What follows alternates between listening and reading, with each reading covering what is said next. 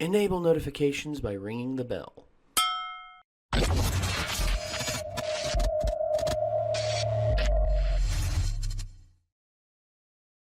So everyone watching this right now, you know that we're fans of the Death Battle series. I've been watching them now for a few years. Would you say about the same, Micah? You've seen their stuff for a few years now? Oh, yeah. Well, I mean, I remember watching a bunch of these before we ever started. Same here. So, I mean, Yeah, same here. I mean, I saw quite a few of them before we started watching these on the channel. And been watching these for years. I've been watching these since 2005. I don't even know if they were out back then. But I think Screw Attack was still around back then. They've been doing it for a long time. Well, not Death Battles, but Screw Attack. Screw Attack has, I think Screw Attack, they did top 10s, and they were like video game reviewers and all that. Yeah, back just, a few years ago when I was a teenager. I think back in the years of Handsome Tom and 8-Bit Mickey. That's a callback for those of you out there who remember them. Jesus. If you don't remember, I don't know if you ever heard of them or anything. They actually had some pretty funny moments. Hold on, there we go. Sorry, something popped up on the screen.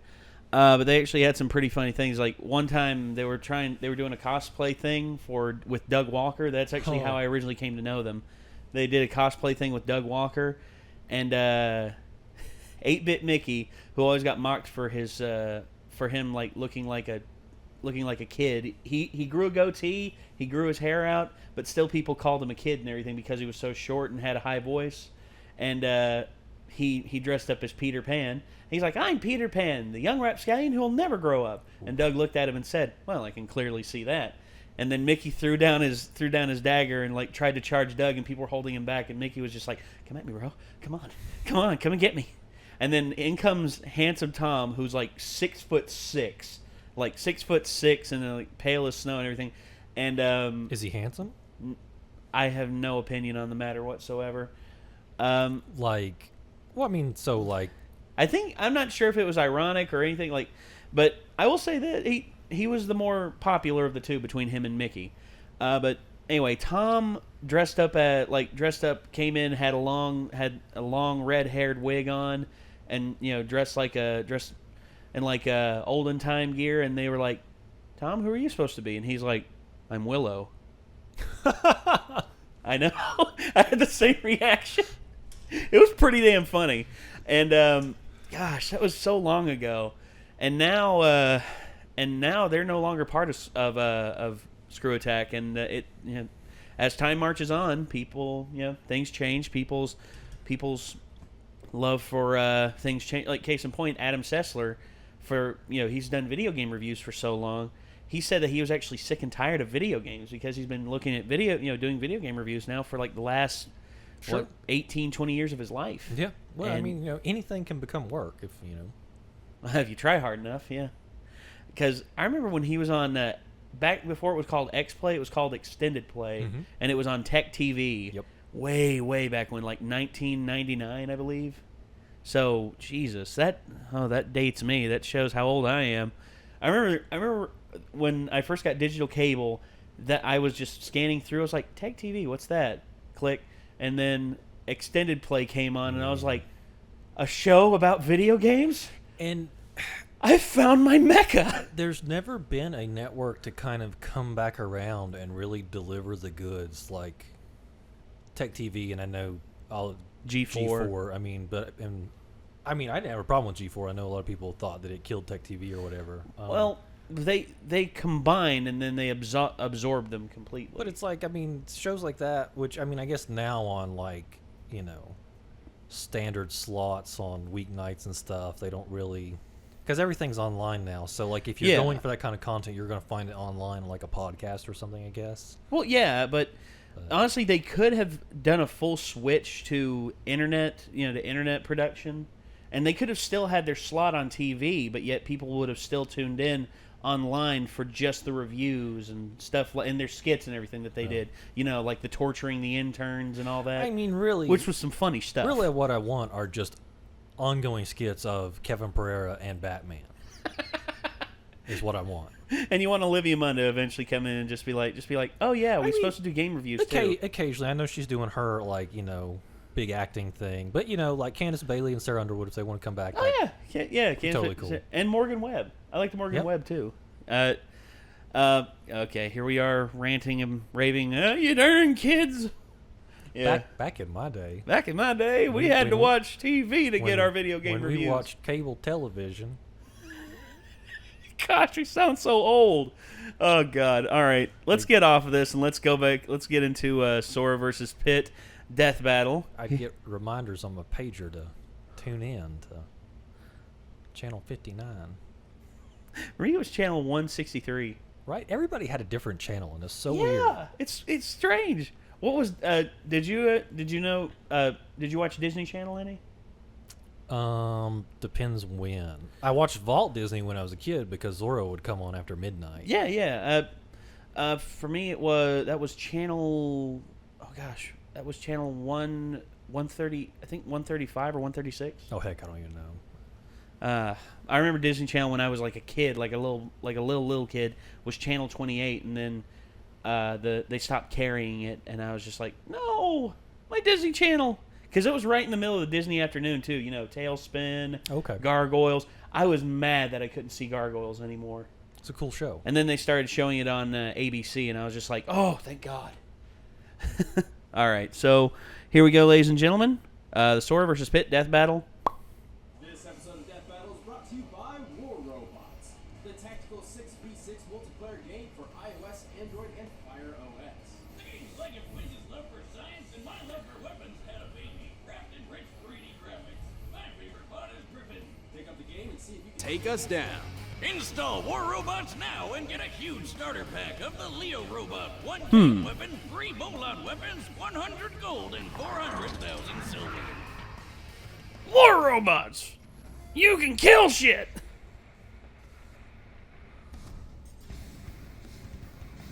If the fate of the universe is at stake, Mighty Max. Mighty Max, dude, I love Mighty Save it Max. as a naive teenager with Mighty magical Max, weapons they Page don't Master. understand. But everybody does it anyway. Like Sora, the Keyblade-wielding savior of Kingdom Hearts. And Pitt, the angel warrior from Kid Icarus. He's Wiz and I'm Boomstick. And it's our job to analyze their weapons, armor, and skills to find out who would win a death battle. Once upon a time, there was a small child full of promise named Sora. And he lived on the one and only Destiny Island. Sora and his friends Riku and Kairi grew Oh, that's up from the honing their remaster. athletic skills by playing sports with Final Fantasy characters who don't judge Sora's fashion choices. Wait a minute. What the hell are Final Fantasy characters doing there? A hint of things to come. For the longest time, the residents of Destiny Island lived a peaceful life. But it wasn't long until a soulless embodiment of evil would invade the island. This was the Heartless. But the arrival of these creepy crawlers wasn't the only surprise. Alongside the darkness came light in the form of a Keyblade, which is the key to fixing everything. Super subtle. This Keyblade in particular was known as the Kingdom Key, and was drawn to Sora thanks to his pure heart. With the Kingdom Key, Sora had the means to combat the Heartless. By unlocking doors? Well, yes, the Keyblade can get past almost any lock out there. But despite not having a long, sharp edge, it's a surprisingly deadly sword. It's a key, it's a sword, and it's Yeah, also a Kingdom wand. Key was meant for Sora can use Riku, it but to cast all sorts he of was, magic yeah, spells like a wizard. he was He can the even darkness shoot a had him. laser beam all the way to the moon. Unfortunately, despite his newfound weapon, the Heartless were overwhelming. The darkness washed over Destiny Island, and just like that, it was gone. But thanks to cosmic reasons, Sora wound up face to face with Goofy and Donald Duck. Yep, he ended up in the most magical place on Earth, Disney. If you're confused, don't worry. You are not hallucinating. Somehow, in some way, this impossibility exists. Yes. Turns out, while Goofy and Donald have been lovable cartoons for decades, they're also world-hopping warriors. Oh my god, this is the best thing ever! From then on, Sora teamed up with his new friends Yikes. to lock the doors to the Hearts of Worlds, saving them from the Heartless grip. And he wasn't even old enough to get a driver's license. You don't need a While Sora driver's may not license have when been you're strong flying enough through to save space. Destiny Island, he quickly learned an enormous amount of talents perfect for beating back the darkness. Including some genuine ass-kicking magic, like shooting fireballs, freezing baddies with blizzards, smiting with lightning, and more. He can reflect projectiles, manipulate time, magnetize objects, and even alter gravity. He's got a bunch of other magic attacks, but my favorite is Ragnarok, which fires a bunch of homing energy beams. Yep. And I guess he's got some magic abilities that don't involve beating monsters up, which I think is pretty lame, but Wiz insists we talk about it. Thanks to the Kingdom Key sword, he can use spells which remove negative effects, including curing his own wounds. He can also glide like Peter Pan and teleport like Figment. Still don't know if we should call it a sword, but Sora can make it even better with keychains. They can even transform the whole Keyblade into more powerful versions with way more badass names, like Oathkeeper. With all these abilities, Sora battled the Heartless and the Ultima. to the man who discovered them, Xehanort. He even defeated Xehanort's Heartless and his Nobody. Oh, that's kind of harsh, Wiz. Why are you calling him a nobody? He's definitely somebody. No, see, a nobody is a somebody without a heart. But a Heartless isn't a somebody or a nobody, though they may have been a somebody filled with anger, like Scar from The Lion King. Well, I'm a somebody that's really confused. But to save all worlds, it's Sora explained found better he in the had to game. be insanely strong, fast, and tough. He's speedy enough to run Every up time every time a quick Heartless enough is to dodge created, magic every time a Not nobody just is created, magic a Heartless is created real too. legitimate lightning from the sky, a feat which could only take mere milliseconds. Sora put all that speed to good use once by perfectly blocking hundreds of lasers from damn near every Yep, angle in just him a and few Riku seconds. both. So it's safe to say he's no slouch. As for his strength, not only has he cut through giant building-like structures with ease, he's launched them as projectiles. Though gravity is in flux here, a building this size normally weighs around 100,000 pounds. He's held back 2 of Cerberus's heads and went toe-to-toe with Hercules. You know, the demigod who threw a giant rock monster into space?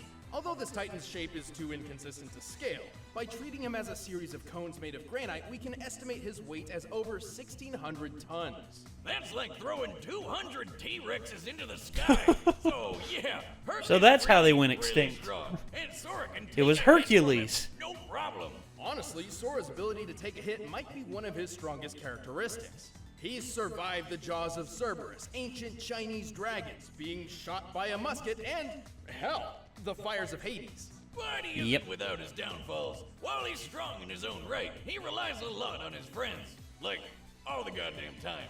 He can't even enter his fancy drive forms, which boost his power and give him an extra Keyblade, without help from Goofy and Donald. So in a broad scope, he's fairly limited on his own.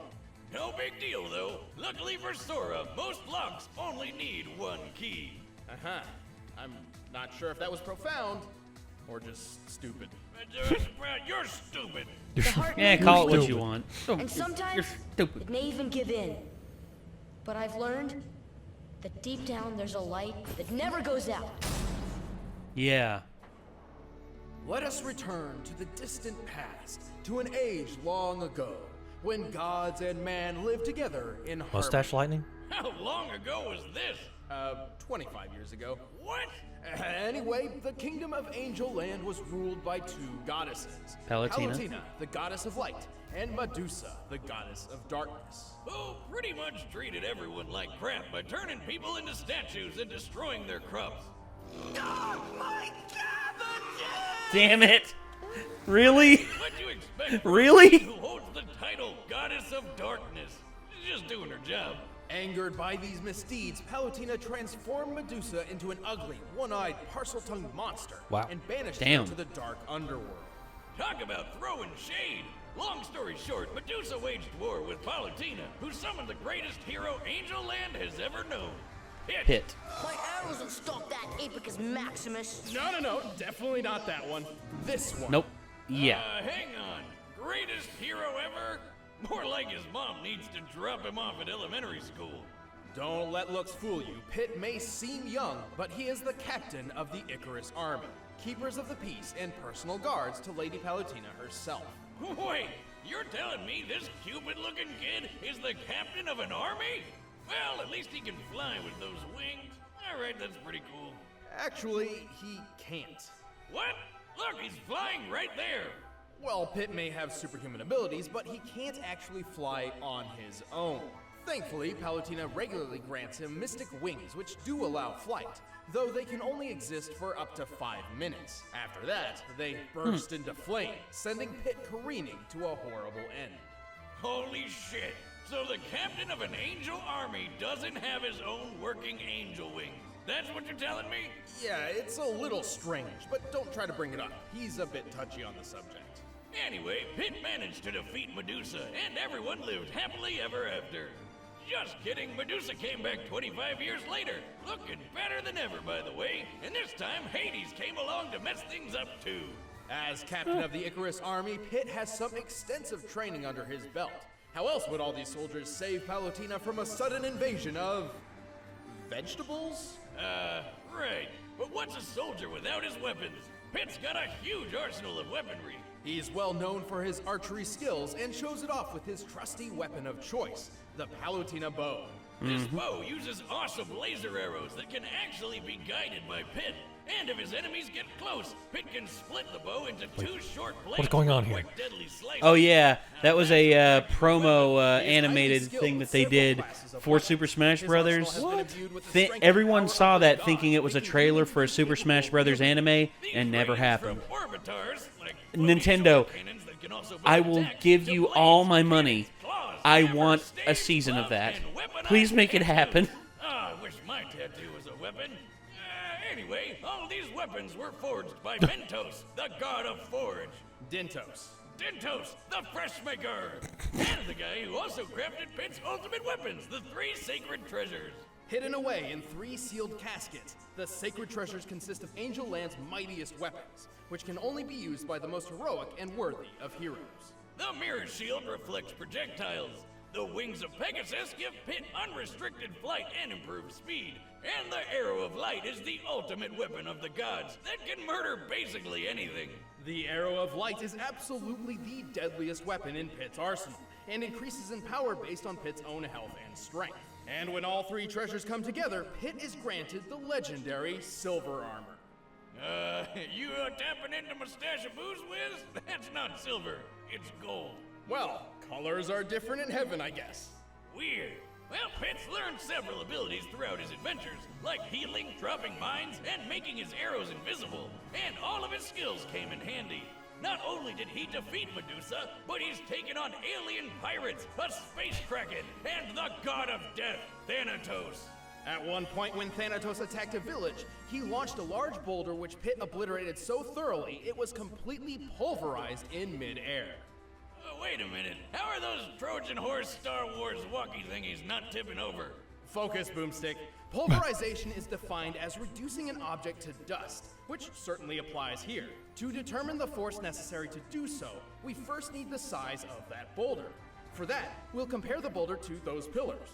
Oh, here comes the math. Strap on your pocket protectors, nerds. Thanatos, when standing near to Pitt, appears to be about 11 feet 6 inches tall.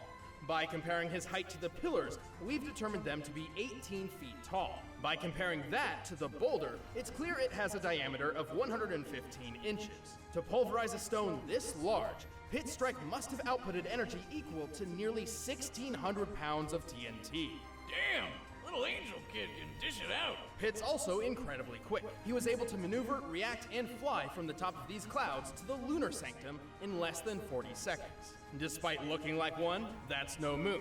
It's a space station, orbiting the Earth at a similar altitude to the International Space Station. The average distance from the ISS to the highest cloud layers is about 242 miles, meaning Pitt must have flown around 21,600 miles per hour.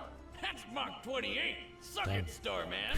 Not only that, he dodged a laser which covered this distance in a fraction of a second, most likely moving a little over 90 million miles per hour.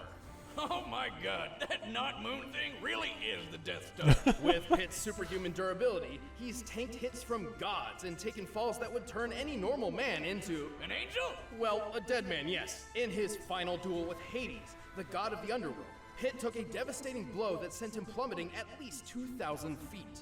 Given Pitt's weight, the impact of that fall would be over 8 tons of force. And he was fine! This Hades guy can cut through giant diamond spires, so a hit from him could be as powerful as nearly 30 tons of TNT. Of course, while Pitt may be formidable, he's not perfect. He has been tricked into losing fights multiple times, and often relies on assistance from his godly allies. But this kick-ass angel isn't afraid to charge headfirst into a fight, even with his wings on fire. In the name of the goddess Palutena, defender of all that is good, those who hide in the darkness will be made to face the light. Okay. All right, the combatants are set. Let's end this debate once and for all. But first, all this talk about slicing vegetables has got me craving some heavenly food.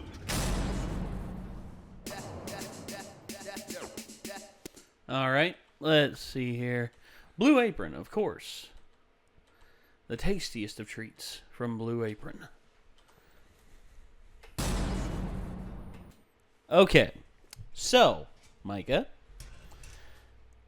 I have absolutely no idea. I have never played either of these properties, so I've played more Kingdom Hearts than I have Kid Icarus. I'm not personally invested. I mean, I played Smash Brothers, but I never really played as Pit. I don't know. I feel like it could go either way. I mean, they're not going to have support, but they're probably going to have their best set of weapons. Yeah, which that means there were a lot of numbers thrown around, and I feel like they're gonna like just pull up some math for their final decision as to who was more durable. I don't know though. Like that stuff at the end there, Pitt seems like he can take a lot of abuse. Yeah. As much of a fan I am of Kingdom Hearts, and as much as I love Sora, I'm having to pick Pitt. Just based upon the amount of punishment he can take, and also the amount of force he can dish out. Now, that being said, if Sora were to win, I would not be surprised. Right. Well, I guess it's going to go come either down way. to, I think it's going to be a speed issue because Sora and, is it Riku? Blocking all those energy bolts that are presumably were made of light, going the speed of light is ridiculous. And I wonder if that is going to edge out Pitt and his flight to, the moon station. Maybe, I don't know. I mean, that's. But then I'm still being able to dodge the blast from that. So I don't know. I don't know. There's a lot of outliers to consider with this, and I don't know where the chips are going to fall. But I don't know. I got to go with Pitt. Like that whole getting splatted, by, was it 2,000 feet, by Hades? I mean, hitting with 8 tons of force. Yeah. I don't know. He just seems like that would liquefy. That would liquefy any human being. I mean, yeah. Like, it just seems like he's tanked a lot of hits that are pretty nasty. So, yeah. I don't know. I'm going to say Pitt, I guess. So we're both going Pitt. Now, that being said, I wouldn't be surprised if Sora wins because it's probably something that either we overlooked or it's something that Wiz and Boomstick haven't gone into detail. Well, they don't put too fine a point on it. They want to leave a little mystery. So. Of course. But then when they explain it, there's usually some kind of disparity. I mean, it's, Yeah, well, anyway, we got this. Let's see what happens. Fudge. Go get him, pal! Wow. What he said! So, That who's is rearing not our a good kicking this Goofy time? impression. Gosh. Sorry to keep Go you waiting. get him, Sora. Here we go. Fight!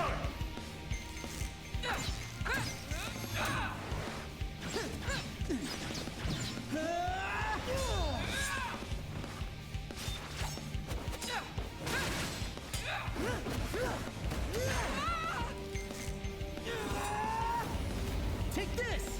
Fire! Whoa! Ha! I've seen candles that are scarier than you.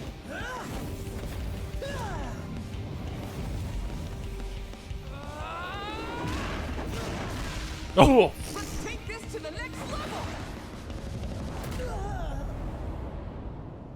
Whoops.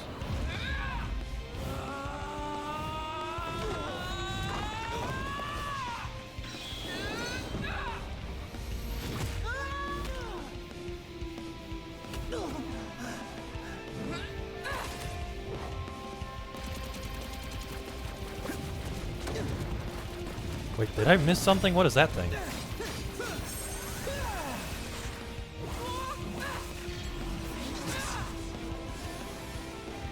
Whatever it is, it's like a light cannon or something. Did they go over that? I'm not sure. Whoa! You can teleport? Mind blown! Let's see what you think of this! So that's Ragnarok? Yep. Whoa! Oh, shit!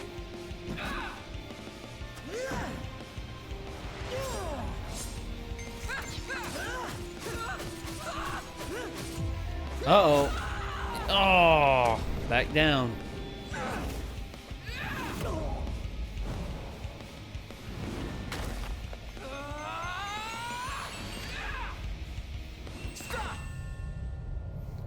Time stop.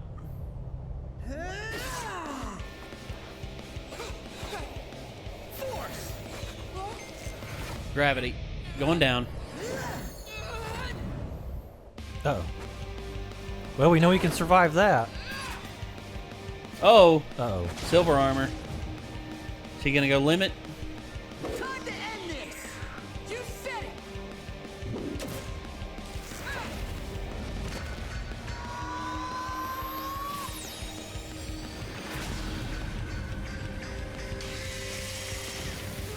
Uh-oh. Oh, dear. Oh, damn. I was wrong. Attaboy, Sora! Okay. Damn. That's one way to fly too close to the Sora, sun. Pitt may have had the advantage in flight and experience, but he couldn't beat Sora's strength, toughness, and speed. Pitt may have dodged a laser moving 90 million miles per hour, but Sora's reaction speed was quick enough to dodge natural lightning. A lightning bolt's return stroke, which constitutes the bright flash, moves at around 220 million miles per hour, over twice as Dang it. fast as Pitt. That, combined with his teleporting and time manipulation powers, meant Sora was just too quick for Pitt to land very many big hits. Plus, when Sora shot that Keyblade beam to the moon, it took 1 second flat. That's 1.28 times the speed of light, much faster than anything Pitt's reacted to before. Of course, Pitt did have enough weapons to keep Sora busy, but Sora's impressive and wide-ranging magical arsenal provided multiple counters for pretty much anything Pitt threw at him, including superior healing techniques. Hey, remember that building Sora cut through? Slicing it up like Swiss cheese was impressive enough, but this building was completely made of stone from top to bottom, and Sora cut through 7 at once. These buildings may have been composed of a modest stone like granite, which has a minimum shearing strength of 14 megapascals. In comparison to Sora's height, each building was about 23 feet tall. By measuring Sora's largest slash and the distance cut through all 7 buildings, we can determine Sora's striking energy to equal, at minimum, 78 tons of TNT. That's way more than Pitt's boulder pulverizing feat. No wonder this guy beat her. Speaking of which, let's compare some of the strongest beings Sora and Pitt have taken hits from. The amount of energy needed for Hercules to throw that rock titan into space had to have been around 24 megatons of TNT, whereas Hades strikes were equivalent to only 30 tons at best. So Pitt had never survived anything close to Sora's strongest attacks. Just by numbers alone, Sora's strength, speed, and durability just outclassed Pitt. And the Keyblade by itself had a way more impressive track record than any of Pitt's weapons. You might say it was the key to this fight. And when we pit them together, one of them Wow. was bound to be a Sora loser. Oh, dear. The winner is Sora. Cool. I was wrong. Check out the exclusive. I mean, I was the wrong. thing is, they always withhold a little bit of information. So I guess if you sat down and made your own calculations, you could get there. But you know, really, they do a good job picking contestants, and then so at the end, there's always something where once they explain it, you're like, okay. Yeah, I buy that.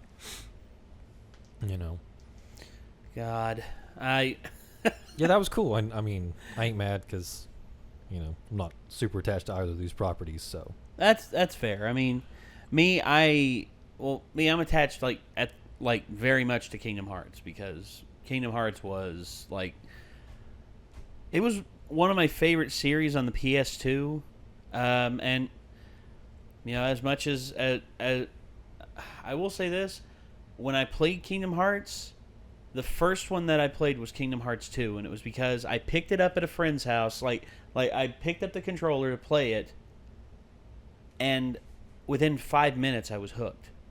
Like I remember it was the Mulan level too. It was where we were in ancient China, and I was fighting the Heartless and everything, and like all the attacks were just like, whoa, this is awesome, this is amazing. And my friend came back in. He's like, "Hey, you like that?" And I'm like, "Yeah, dude, I like this. What is it?" He's like, "It's Kingdom Hearts." And I'm like, "Dude, this is amazing. I love this. Can I borrow this?" And he's like, "After I beat it, man, absolutely." And it took him about 3 or 4 more days to beat it. It's one of those games that, like, I've never played it, but it's a testament to the game that everyone I know that has played it, there's no lukewarm response to it. It's like everyone that has played it loves it. Well, yeah, I mean, there's been a few people, like Zach, my cousin Zach. He's really into like Call of Duty. Like that's his big thing. Like he's into Twitch shooters. He's into Fallout. He's into Skyrim. I'm trying to get him into, and he really likes the Far Cry games. When I bought a version of Kingdom Hearts 2, I took it over to him, and I said, "Hey, dude, check this out," and he plugged it up and he started playing it, and to my knowledge, I never got that copy back from him. I think I said, "Hey man, do you just want to keep it?" And he's just like, "Yeah, man, sure, yeah." Like that. I'm like, insist. Okay. Well, honestly, he said he played through it like 4 times in like a span of 2 months, like from beginning to end, and he couldn't get enough of it. And he said that he kept running into an issue where he couldn't find all of the materials to make the Ultima Keyblade. And I showed him where the last 2 pieces of it, it was Orichalcum Plus that you had to get in order to synthesize it. And when I made it for him, he like the look on his face was just like, oh, priceless. Just like he couldn't believe it that we had actually got it, that we'd actually gotten it. And yeah, it's just you see, games that when a game hits you like that, like for you, Skyrim is like probably, would you say is like your favorite game of the modern era? Yeah, probably my most played. Yeah, well, it just kind of hit me at one of those times where I really needed something to play. I hear you, and I've had that with a few games. Like I had that with God of War, dude. And if you ever get a PS4, if you ever choose to upgrade in the future and get a PS4, that is definitely one of the titles I will recommend to you wholeheartedly.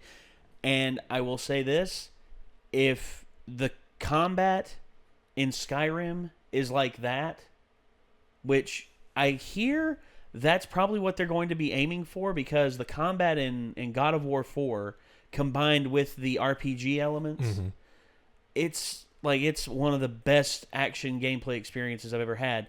And can you imagine it, like, yeah, the combat in Skyrim is pretty basic. I mean, I mean, it's basic sword slash, it depends on what you have, sword and board, dual wielding, if you're a mage and all that. But in God of War, how everything works is like, it's pretty much sword and board all the time, except it's board and axe or board and blades.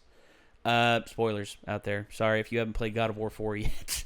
But honestly, and also there's the different techniques that you can get for, like, in God of War, you're limited to a set number of weapons at your disposal. I will say the one weapon I did not expect to work, but yet has paid off in huge strides, is the Shattered Gauntlet the Shattered Gauntlet.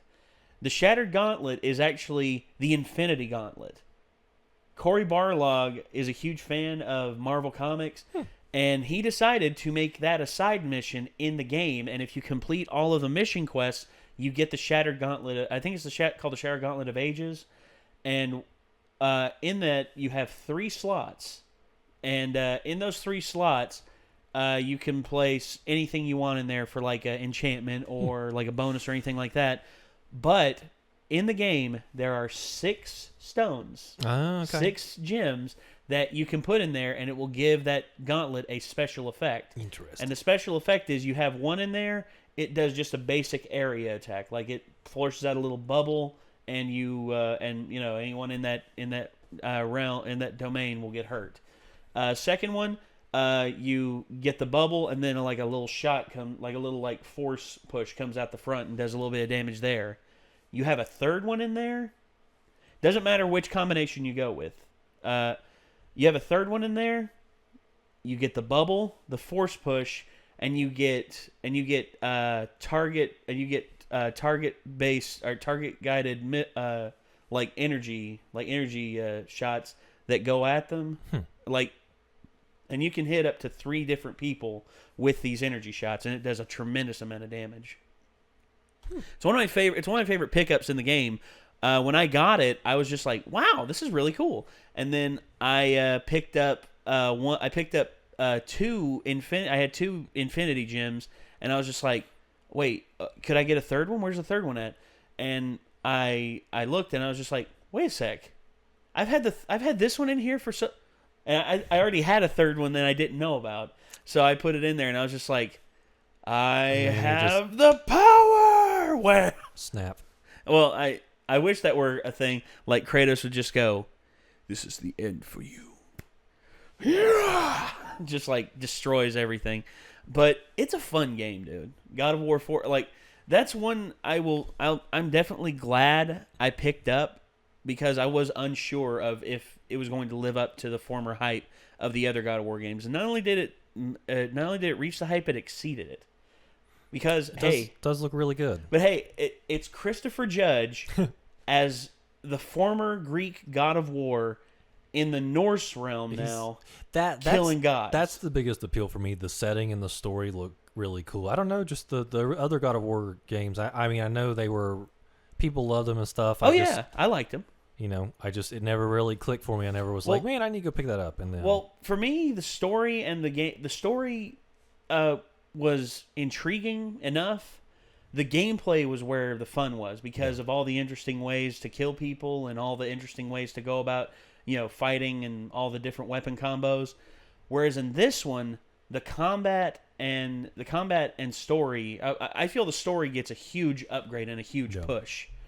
Instead of Kratos being, all vengeance, revenge, kill everything. He's like, "Ares, I will kill you." Instead it's, "I'm tired. I just want to rest, but I can't because the other gods are trying to kill me." It's like, yeah.